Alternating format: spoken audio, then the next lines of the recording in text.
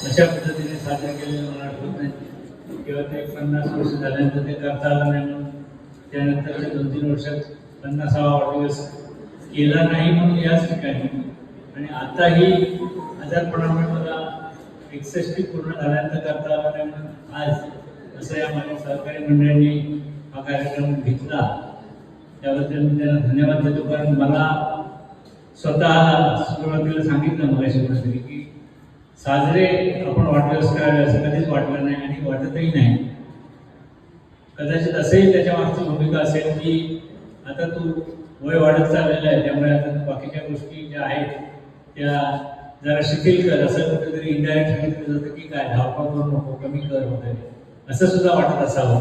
माहीत नाही थोडं गमतीत बोलतो पण खरोखरच वकील साहेबांनी मला सांगितलं तसं वकील साहेब हे वकील असल्यामुळे कधी कधी खोटं बोलतात.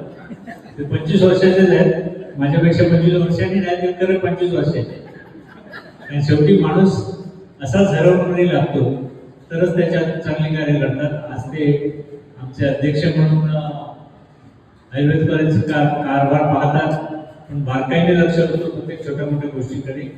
अशी माझ्या आजूबाजूला अनेक मंडळी निघाली की ज्यांना बघून मी काही त्यांच्यातले गुण आत्मसात करण्याचा प्रयत्न करतात. मला प्रसंग आठवतो आज 13 वर्ष झाली माझी ओपन हार्ट सर्जरी झाली. 5 मला ग्राफ्ट बसवलेले आहेत 5 बायपासच्या ट्यूबलाईन्स बसवल्या आहेत हाताच्या पायाच्या कापून. त्यावेळेला ते ऑपरेशन कसं असतं मला माहीत नव्हतं.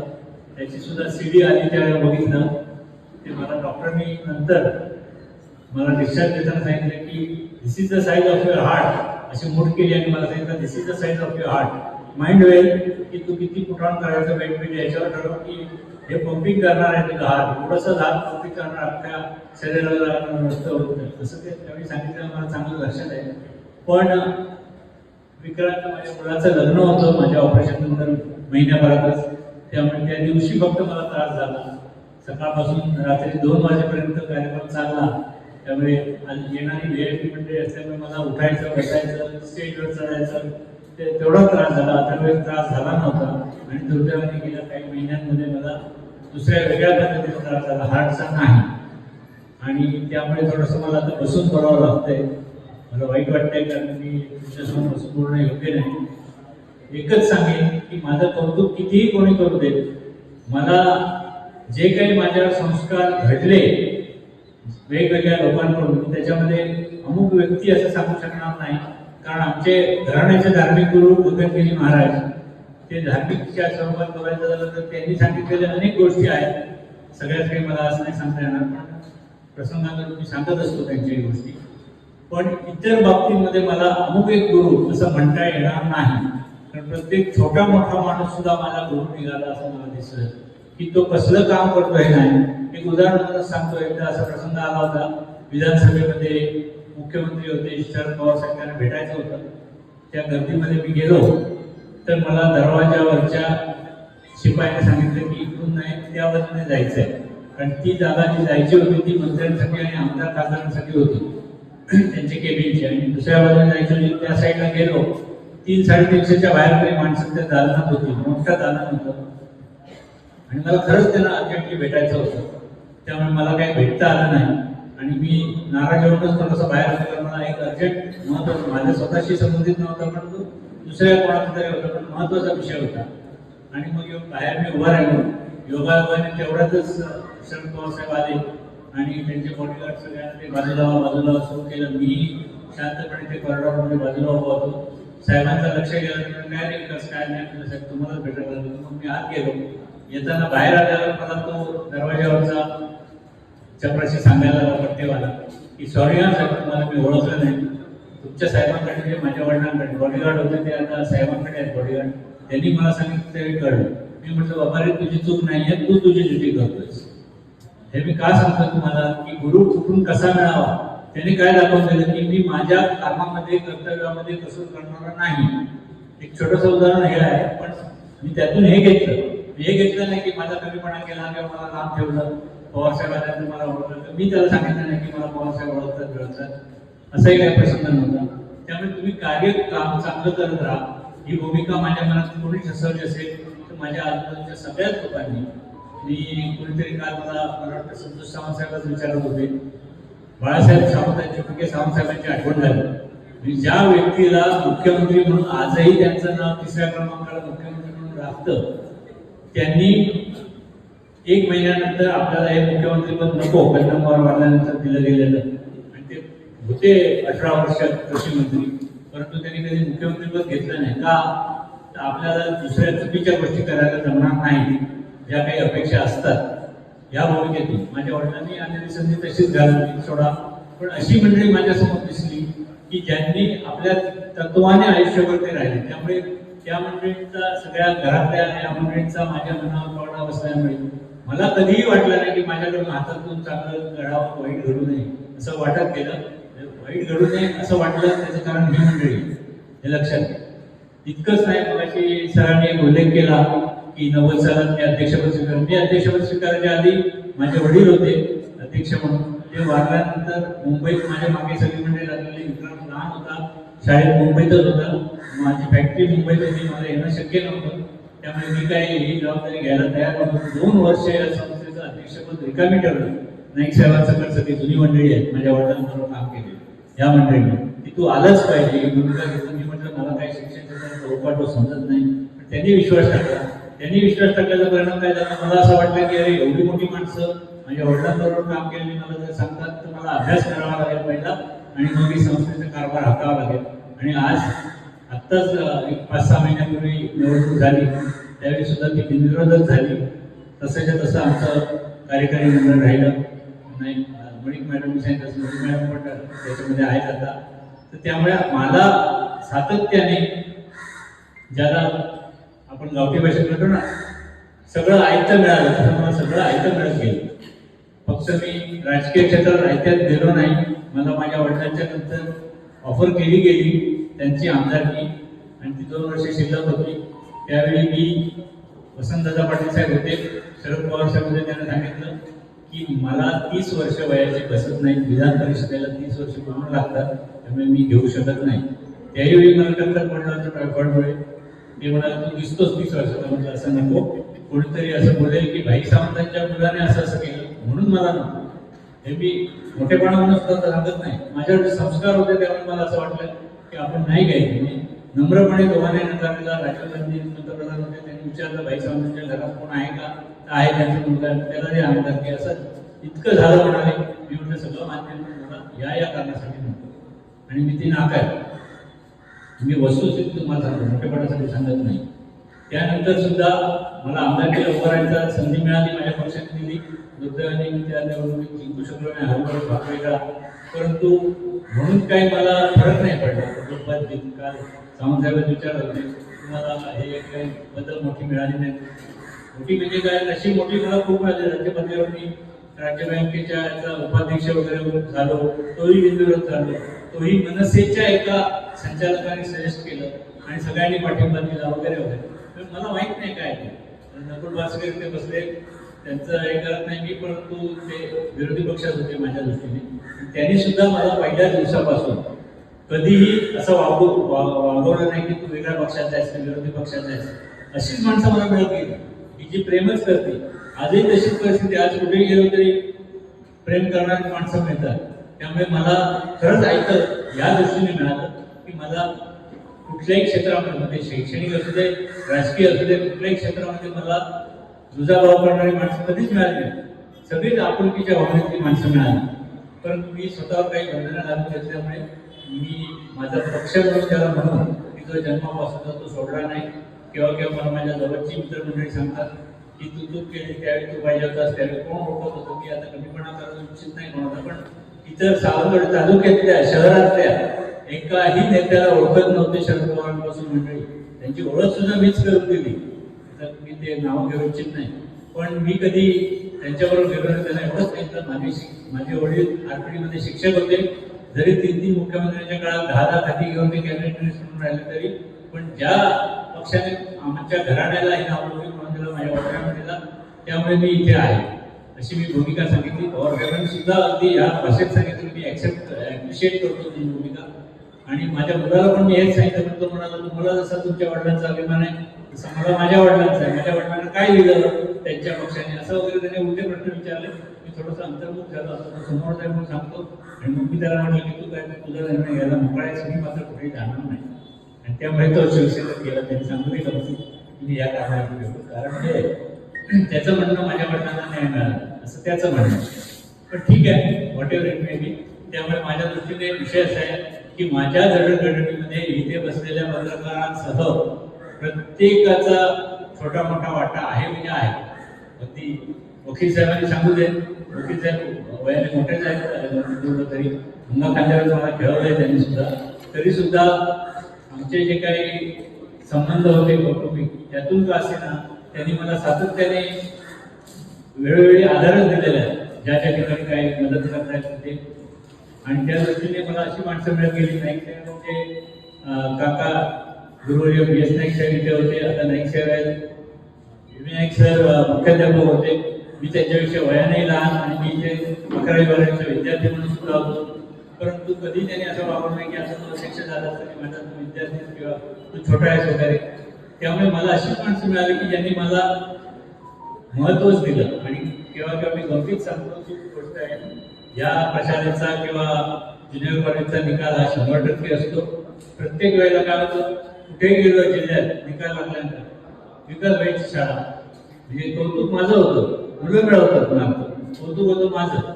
माझे शिक्षक सगळे शिक्षकेतर कर्मचारी सगळी मेहनत घेतात. होतं काय, विकास व्हायची शाळा 100% निकाल, दरवर्षी 100% निकाल. मला माणसंच अशी मिळाली की ज्यांच्यामुळे मी मोठा झालो. त्याची असं सांगतात ना गोष्ट की त्या बैलगाडीच्या खाली कुत्रा चालत असून त्याला वाटतं मी तो गाडा हाकतो. तसं मी समजत नाही स्वतःला, पण मी तशाची परिस्थिती माझी आहे.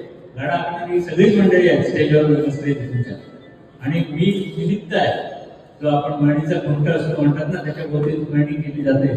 तसं मला काहीतरी वाटतं केव्हा केव्हा की माझं काय योगदान आहे. फारसं योगदान आहे अशाचा भाग नाही.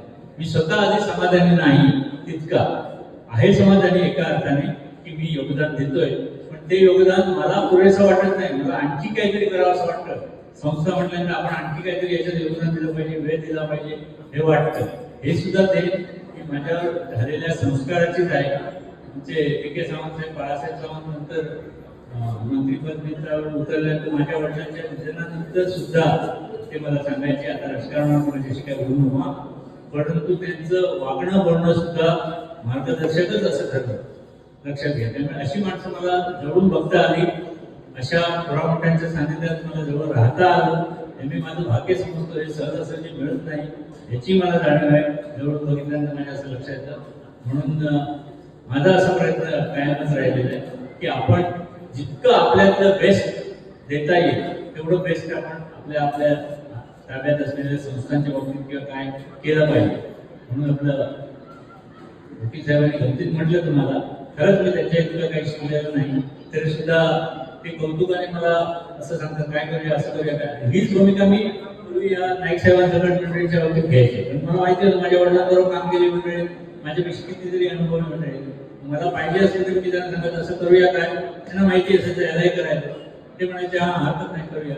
मला समाधान त्यांना विचारलं तर त्यांना समाधान मला पाठिंबा दिला. असं ते एकमेकाला सहाय्यक अशा भूमिकेतनं तिथे जाऊन तिथे मला अशी माणसं मिळाल्यामुळे जे काय आजचं माझं स्थान आहे जे तुम्हाला दिसतंय ते त्याच्यातून मिळालेलं असं मी समजतो. ही माझी कृतज्ञतापूर्व भावना कायमच लक्षात आहे आणि खरंच आहे ते. पण पत्रकारांनी सुद्धा मला एवढं डोक्यावर घेतलं. 13 वर्ष जिल्हा परिषद अस्तित्वात नव्हती. पहिली जिल्हा हा सिंधुदुर्ग जिल्हा झाल्यानंतरची निवडणूक झाली. त्यात मी निवडून आलो, जिल्हा परिषदचा पदाधिकारी झालो. योगायोगाने माझ्याकडे खातं आलं फायनान्स. त्यामुळे अजित पवारांच्या मुलगी सगळी खाती माझ्या अंडर आधारातच होती. योगायोगाने माझ्याबरोबर काम करणारे राजा सावंत आहेत तिथे बसलेले PA म्हणून. परंतु ते PA म्हणण्यापेक्षा माझे वैयक्तिक मित्र, आम्ही एकमेकाला अनुसरण करणार. पण 4 तासात तो राजा मला सावंत म्हणायचा, सावंत साहेब म्हणायचा आणि मी त्याला सावंत म्हणायचो. अशी परिस्थिती होती. पण आमचं एक वाक्य त्या एका गोष्टीत होती की 5 रुपये कोणाचे घ्यायचे नाहीत, 5 रुपये कोणाला द्यायचे नाहीत. माझ्याबरोबर अधिकारी मंडळी जरी जेवायला कुठे आले हॉटेलमध्ये तरी मी राजा माझ्याकडून पैसे घेऊन द्यायचं नाही तर आपल्याला यायचं आणि नंतर माझ्याकडून घ्यायचं. इतकं आम्ही आपल्या परीने स्वतःला सांभाळण्याचा प्रयत्न केला आणि ते करू शकलो. सुरुवातीला तर आम्ही गमतीत म्हणायचो की आम्हाला कसलंच व्यसन नाही आजपर्यंत. हे पुढे होईल की काय असं वाटल्यामुळे करायचे आजपर्यंत शब्द होता. आता आता काय आम्ही साठी उलटल्यामुळे तो प्रश्नच नाही, त्यामुळे सुगंधी सुपारी पण खाली नाही. पण दुर्दैव असं अशाच माणसाला का त्रास होतो असं मी डॉक्टरांना प्रश्न विचारला. हॉस्पिटलमध्ये गेलं, महिनाभर ICU मध्ये काढल्यानंतर म्हटलं मग आम्हाला त्रास का, चांगले बाकीचे काय काय ते बघा सगळं करतात पण त्यांची तब्येत बरी.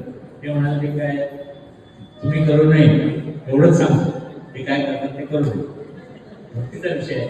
परंतु सांगतो असं कधी वाटलं नाही असं करावं. याचं कारण काय, शालेय जीवनात असताना कुठेतरी आम्ही शिक्षकांनी शिकवलेलं होतं, थोडा मोठ्यांच्या पावलावर पाऊल ठेवा. आणि खोटं सांगत नाही, आज प्रसंग आलाय म्हणून मला सांगतो. माझे वडील आणि आम्ही ज्यावेळी रत्नागिरीत असायचो, रत्नागिरी जिल्हा होता त्यावेळेला, जिल्हा परिषद रत्नागिरी होती, ते जिल्हा परिषदेचे अध्यक्षही होते सुरुवातीला. मग तिथून आम्ही आलो गावी की ते शेतात जायचे आपल्या स्वतःच्या माझगावचे. शेतात गेले की त्यांचे पावलाचे ठसे उमटायचे, शब्दशः आम्ही त्यांच्या पावलाच्या ठशावर पाऊल ठेवायचो. गाव पाव असेल तर गावा ठेवायचं. काहीतरी डोक्यात बसलेलं होतं की आपल्या शिक्षकांनी शिकवले मोठ्यांच्या पावलावर पाऊल ठेवायचं, आणि तशा पद्धतीने करत आलो. ते सुद्धा नाही म्हटलं तरी एक प्रकारचे संस्कार.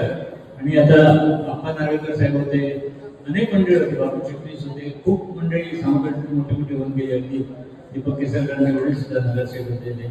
अशा सगळ्या मंडळींच्या सान्निध्यात राहिल्यामुळे भांगलेंच्या वगैरे या मंडळींमधले जे काही गुण आहेत, इतरांप्रती, लोकांप्रती, समाजाप्रती आपण झेंडा लावतो ही भावना आहे, ती जपण्याचं काम माझ्या मनानेच केलं, मी केलं. आणि मला वाटतं तेच आयुष्याच्या शेवटपर्यंत करणं हे ध्येय असावं. कारण शेवटी असं आहे की बाकीच्या गोष्टी तुम्हाला ऑटोमॅटिक मिळत जातात. मी सांगितलं ना तसं माझी निवड झाली ही 5 जिल्ह्यामधून संचालक म्हणून. मी राज्याच्या बँक असोसिएशनला गेलो तर मी बिनविरोध निवडून आलो. माझ्या विरुद्ध उमेदवार उभा केला गेला नाही. मी राज्याचा उपाध्यक्ष झालो, बिनविरोध मला निवडून दिला गेला. हे अचिव्हमेंट काय माझी वैयक्तिक काय मी समजत नाही. माझ्यावर जे काही संस्कार केले गेले या सगळ्यांकडून, वातावरणातून झाले, त्यातून मला हे सगळं शक्य झालं. आणि पावला पावलावर जे मंडळी मिळालेलं आहे ते गुरुनाईक पण बसले, ते माझ्याबरोबर संचालक होते जिल्हा बँकेला 30 वर्ष आम्ही संचालक म्हणून काम केलं. परंतु तिथे सुद्धा कधी असं वाटलं नाही कोणाचा शिंदे चहा प्यावा. त्यामुळे आम्ही आजही उजळ माथ्याने समाजामध्ये वावरू शकतो. त्यामुळे असं वाटतं की आपणही चुकीच्या पद्धतीने वागू नये, आपल्या सहकार्यांपैकी सुद्धा कोणी वागू नये यासाठी प्रयत्न करायचा असतात, पण वागणारे असे नाहीच आहेत. त्यामुळे मी त्या दृष्टीने सुद्धा नशीबवान आहे. मला सहकारी सुद्धा असेच मिळालेले आहेत की ज्यांच्याकडून मला खूप काही शिकता येतं. मीच शिकवतो किंवा मलाच कळतं असं नाही. मला आठवतात मुळीत मॅडम तुम्ही बोललात मगाशी चांगलं माझ्याविषयी, त्याबद्दल धन्यवाद. मुळीत मॅडमने मला प्रश्न विचारला की ते इमारत तुम्हाला सांगतात ना, त्यांच्या बोलण्यात तुमच्या कुठून आलं की पालकांकडून आम्ही 5 रुपये सुद्धा घेतलेले नाहीत. सांगावं ना इथे विद्यार्थी बसले पालकांकडून. तेही आजपर्यंत माझ्या तरी या 34 वर्षाच्या अध्यक्षपदाच्या कारकिर्दीत मी कधी कुठल्या पालकांकडून 5 रुपये मागितले नाही, का बाहेर या गेटच्या बाहेर जाऊन कोणाकडे डोनेशन मागितलेलं नाही. जसं आपल्याला जमेल तसं आम्ही हे उभारून केलं, परत केलं, होत गेलं. आणि म्हणतात तसं छप्पर फाटके जसं परमेश्वर केलं तसं आलं. कोणाकडे न मागता आलं. सरकारी देणग्यातून आम्ही काय घेतलं नाही किंवा काय कुठल्या आमदार खासदार निधीतून घेतलं नाही. उलट त्यांनी जो प्रसंग सांगितला नारायण राणे साहेबांचा, या स्टेजवर बसले होते आणि इमारतीचं काम चालू होतं. ते म्हणाले 25 लाख रुपये घोषित करतो. मी नमस्कार केला आणि म्हटलं नको. नाईक साहेब समोर होते, नाईक साहेब म्हणाले नको. ते म्हणाले असं काय तुला बांधकाम चालू आहे. आम्ही नाही म्हटलं, कारण कशाला, आपण जर हे करू शकतो स्वतःच्या ताकदीने तर आपण करावं. उद्या सकाळी कोणी म्हणतात नाही की दुसऱ्याची मदत घेऊन यांनी केलं. या भूमिकेतून आम्ही केलं. त्यांचे पैसे नाकारले असं त्यांना म्हटलं लागले तर मी तुम्हाला नक्की सांगेन. आम्हाला ही भूमिका का घ्यायची वाटली, जे मगाशी बोलता बोलता तुम्ही त्या वाक्याचा अर्थ लक्षात घेतला नाही. विपिन नाईक साहेब म्हणाले त्यावेळेची जी काय मंडळी होती सावंतवाडी शहरातली, म्हणजे त्याच्यात अप्पाई होते, ते वडीलही होते, पाटणकर वकील होते, बाबासाहेब सुंदरे होते, खूप जुनी माणसं होती. ते बाजारात फिरून त्यावेळेला पैसे गोळा करायचे. 1 रुपये 20 पैसे, तर 5 रुपये 1 रुपये 20 पैसे. अस्करी विद्यालयामध्ये आमच्याकडे रेझोल्युशन आहे, ठराव केलेले आहे, रेझोल्युशन पास केलेले आहे की हे का जमा करतोय, तर आता गणपती फेस्टिवल आहे आणि शिक्षकांना पगार घालायचे. कुठल्या शिक्षकाला किती आणे, आण्यांमध्ये पगार होतो, 2 आणे, 5 आणे, 3 आणे असे करत करत ते पगार घालायचे. अशी चालवलेली संस्था. आम्ही असं आजही समजतो की या संकुलामध्ये या थोड्या मोठ्यांच्या आत्मे वावरत आहेत. आमच्या चुकीचं घडतं नाही. आणि म्हणून आमच्याकडे विद्यार्थी संख्या तशीच असते, 100% निकाल असतो, पालकही म्हणतात शाळेची शिस्त आहे, कॉलेज असलं तरी शाळेची शिस्त आहे वगैरे वगैरे. त्यामुळे आम्ही हे जबाबदारीची जाणीव व्हावी म्हणून सुद्धा कदाचित आम्ही एकमेकांना सांगत असतो सातत्याने. मला आठवतात ते दिवस ज्यावेळी मी शाळेत होतो, तेव्हा माझी आजी मला माझ्या वडिलांच्या गोष्टी सांगायची. अर्थात ही परिस्थिती काही माझ्या वडिलांचीच होती किंवा काय अशा भाग नाही, अनेकांची होती. त्यांना इथे कॉलेज बिलेज नव्हतं, ते राजाराम कॉलेजमध्ये शिकले, शाहू रोडमध्ये राहिले कोल्हापुरात. परंतु रात्री जो काही डब्बा लेंगा असेल तो धुवायचा आणि सकाळी तोच घालून कॉलेजला जायचा, अशी अवस्था त्या काळातली होती. त्याची जाणीव आजी मला गोष्टी समजून करून द्यायची. त्यामुळे आम्हाला कधीही छान चौकी करायची वाटली नाही. कालच अशी एक गंमत सांगत होतो, मंत्री झाल्यानंतर खूप अशी मोठी मोठी बंगले आहेत आणि झुंबर असतात लांबच, काही टनांची झुंबर आहेत तिथे बंगल्यांमध्ये. मग ती आम्ही पेटवून ठेवायच्या लाईटी. त्यावेळेला एसी असायची, विंडो एसी. आम्ही 2-2 एसी मोठ्या मोठ्या रूम्स लावून ठेवायचे. आमचे वडील आले की काय दिवाळी केली, मग पटापट ते बंद करायचे, एखादंच एसी चालू ठेवायचे, एखादंच बल्ब वगैरे चालू ठेवायचे. आम्ही म्हणायचं यांना काय होत आहे, सरकार पैसे भरत आहे, यांचं काय जात आहे असं आम्ही म्हणायचो. पण ज्यावेळी माझे वडील वारले आणि त्याच्यानंतर त्यांची म्हणजे घरची जबाबदारी माझ्यावर आली, एक म्हणून, त्यावेळी मुंबईच्या घराची आणि सावंतवाडीची घराची बिलं भरताना ज्यावेळी माझ्या नाकीनं यायला लागली, मला कळलं की माझ्या वडिलांनी माझ्यावर काय संस्कार केले. त्यामुळे छान शेवटी असं कधी करावं असं वाटलंच नाही. ते सांगायचे हे मंत्रीपद आहे ना, हे अळवावरचं पाणी आहे. ते गमतीत एक गाणं म्हणायचे, जिना या म्हणा या माझगावशिवाय जाणार का. ते सांगायचे हे खरं नाही आहे, ते खरं आहे. हे मंत्री पदवीला सगळी तात्पुरती आहे. त्यामुळे आम्हाला कधीच असं वाटलं नाही की छान चौकी करावी. आणि म्हणून काल सावंतसाहेबांना आम्हाला कधीच अप्रूप वाटलं नाही कुठल्याही पदांचं. हेच पाहिजे, मला तेच पाहिजे. आमदारकी हरल्यानंतर सुद्धा मला वाईट वाटलं नाही. परंतु संधी असती तर आणखी काहीतरी करतात असंच वाटलं. कारण मी ज्या वेळेला जिल्हा परिषदचा पदाधिकारी झालो त्यावेळेला सावंतवाडी तालुक्याला नक्कीच उत्तम माप दिलं. आणि मी त्या दृष्टीने समाधानी आहे की मी माझ्या दृष्टीने मला मिळालेल्या संधीचा फायदा समाजाला इथे करून देऊ शकतो. थोडक्यात जे काही मी केलंय त्याच्यामध्ये खूप लोकांचं सहकार्य आहे. मी सगळ्यांच्या आठवणी तरी काढू शकत नाही, म्हणजे आठवणी माझ्या मनामध्ये आहेत. त्यांच्याविषयी कृतज्ञता माझ्या मनात आहे. माझ्या हातून यापुढे सुद्धा आयुष्याच्या अखेरपर्यंत चांगलीच कामं व्हावी असंच मी मनात म्हणतोय. आता मी चालायला फिरायला पण लागलोय. त्यामुळे मला खात्री आहे की पुढे सुद्धा माझ्या हातून चांगली कामं घडतील आणि त्यासाठी माझे सहकारी मंडळी मला सहकार्य करते. धन्यवाद धन्यवाद धन्यवाद.